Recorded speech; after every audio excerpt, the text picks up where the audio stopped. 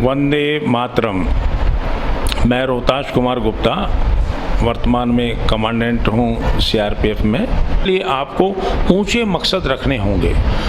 जैसे कहावत है कि आप अगर चांद पे पहुंचना चाहते हैं तो आपको कम से कम सितारों तक पहुंचने का अपना लक्ष्य रखना होगा, ताकि आप सितारों पे नहीं तो चांद पर अवश्य पहुंचेंगे। ये मैंने डिसाइड कर चुका हूँ कि मुझे पूरा जीवन जो है तन समर्पित, मन समर्पित और ये जीवन समर्पित चाहता हूँ और भी कुछ देश को तुझे माँ भारती। देश के लिए सब कुछ देना है।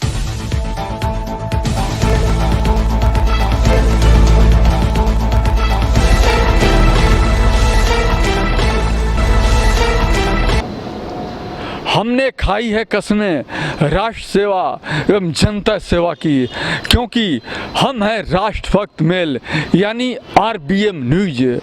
तो आरबीएम न्यूज आज अपना 5वां स्थापना दिवस मना रहा।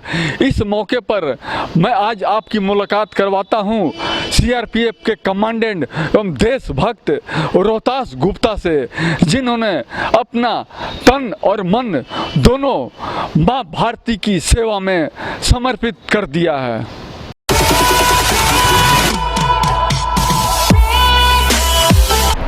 मैं रोहताश कुमार गुप्ता और गुड़गांव में रहता हूँ। गुड़गांव में एक बहुत बढ़िया न्यूज़ चैनल आरबीएम कई वर्षों से काम कर रहा है और इनके लगभग 5 वर्ष पूरे होने जा रहे हैं। इनके जो एडिटर हैं, चीफ एडिटर हैं, वो श्री सुरेंद्र प्रताप जी हैं, जिन्होंने पिछले 5 वर्ष में, जैसा मेरा उनसे परिचय रहा है, समाज के लिए बहुत अच्छा काम किया है। इनका जो आरबीएम न्यूज़ है ये एक देशभक्त चैनल है। आम आदमी से लेकर विशेष आदमी तक सभी लोगों का, सभी प्रकार के लोगों की समस्याओं को आगे उठाना और उनको सहयोग करना, ये इनका मुख्य उद्देश्य है।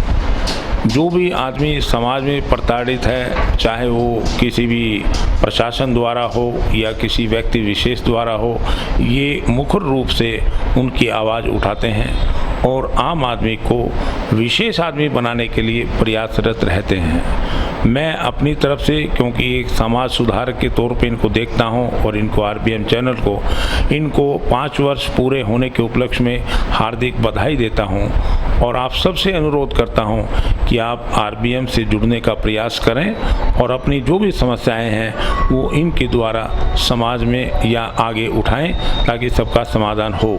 जय हिंद, जय भारत।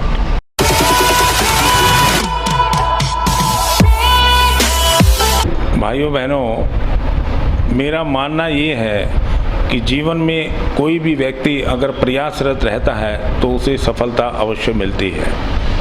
उदाहरण के तौर पे मैं अपना ही जीवन आपके सामने रखता हूँ। मैं एक साधारण परिवार से बिलोंग करता हूँ और मेरा जो मूल निवास है वो दिल्ली में है, नरेला में सरकारी स्कूल में पढ़ते हुए मैंने अपनी शिक्षा प्राप्त की। फिर दिल्ली यूनिवर्सिटी में अपनी शिक्षा प्राप्त की, लेकिन शुरू से एक जज्बा था कि मैं पुलिस फोर्स के सर्विस में जाऊंगा, भारत माता की सेवा जो है पुलिस में भर्ती होकर कराऊंगा। उसी के लिए मैं शुरू से प्रयासरत रहा और आज उसी मेहनत से मैं कमांडेंट के जो एक बहुत ऊंचा पद है केंद्रीय रिजर्व पुलिस बल में, उस पर तैनात हूँ। मैं आप सबसे ये कहना चाहूँगा कि अपने बच्चों को, अपने भाई बहनों को अधिक से अधिक अच्छी से अच्छी शिक्षा दें, उनके स्वास्थ्य पर ध्यान रखें और उनका जो ध्येय है उस ध्येय को प्राप्ति में उनकी सहायता करें। अगर कोई भी बच्चा अपने ध्येय को प्राप्त करने के लिए कोशिश करता है तो ज़रूर जो है वो सफलता प्राप्त करता है। इसलिए आपको ऊंचे मकसद रखने होंगे। जैसे कहावत है कि आप अगर चांद पे पहुंचना चाहते हैं तो आपको कम से कम सितारों तक पहुंचने का अपना लक्ष्य रखना होगा, ताकि आप सितारों पे नहीं तो चांद पर अवश्य पहुंचेंगे। इस मुकाम तक पहुंचने के लिए पहले तो हमने शुरू में स्कूल, उस वक्त क्या है कि हर परिवार में गरीबी होती थी। हमारे पिताश्री थे वो स्कूल टीचर थे, लेकिन उन्होंने मुझे सदैव यही कहा कि आप पढ़ाई करो और साथ साथ स्वास्थ्य का ध्यान रखो। शुरू से स्कूल के प्रांगण में और वहीं पर ग्राउंड में हम तैयारी करते रहे और उसी तरह से संघर्ष करते करते अनेक प्रकार के एग्ज़ाम दिए, पुलिस में भी दिए, सेंट्रल पुलिस में भी दिए और फिर हम जो है सेंट्रल पुलिस में एग्ज़ाम को पास करने के लिए सफल हुए। तो संघर्ष तो हर जगह होता है, जैसी परिस्थितियां हैं वैसा संघर्ष है। आज से 30, 35, 40 वर्ष पहले की बात करें तो वास्तव में वो जीवन बहुत संघर्ष का था, इतनी सुविधाएं नहीं होती थी।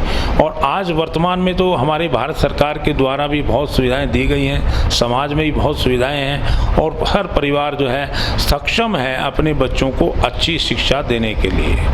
इसलिए वो संघर्ष, हालांकि उन बच्चों के सामने भी संघर्ष है क्योंकि कंपटीशन बढ़ गया है और मेहनत करने का जज्बा थोड़ा कम हो गया है, टेंशन हो गई है लोगों को। उससे बचकर बच्चे को जो है वो सर्वांगीण विकास की तरफ ध्यान देना चाहिए और इसमें माता पिता का, बुजुर्गों का बहुत बड़ा योगदान हो सकता है। जहाँ तक शॉर्टकट की बात है, शॉर्टकट जो है वो ज़्यादा अच्छा नहीं। जैसे महात्मा गांधी ने कहा कि सफलता को प्राप्त करने का एक ही साधन है, वो है मेहनत और ईमानदारी। जो शॉर्टकट करके आगे बढ़ते हैं, आप देखिए कोई आदमी कहीं तरक्की कर लेता है, कुछ दिनों के बाद वो समस्याओं से ग्रसित मिलता है। कहीं वो आदमी किसी घोटाले में फंस जाता है, कहीं वो आदमी पुलिस केस में फंस जाता है। लेकिन अगर आप ईमानदारी से काम करते हैं, मेहनत से काम करते हैं तो प्रभु जो है उसका कल्याण जरूर करता है। भगवान भी उसकी सहायता करता है जो अपनी सहायता स्वयं करता है। तो नौकरी करते हुए लोग समाज सेवा कैसे कर सकता है, देश सेवा कैसे? हाँ, ये आपने बहुत अच्छा प्रश्न किया है। मैं आप लोगों को बताऊं कि बहुत लोग मुझे मिलते हैं, वो कहते हैं भाई साहब हमारे पास समय नहीं है, क्या करें, सरकारी नौकरी है, सुबह निकलना शाम को घुसना। ऐसा नहीं है। मेरा अपना मानना ये है कि जो व्यक्ति जहाँ है वो वहाँ रहकर देश की सेवा, समाज की सेवा भी कर सकता है।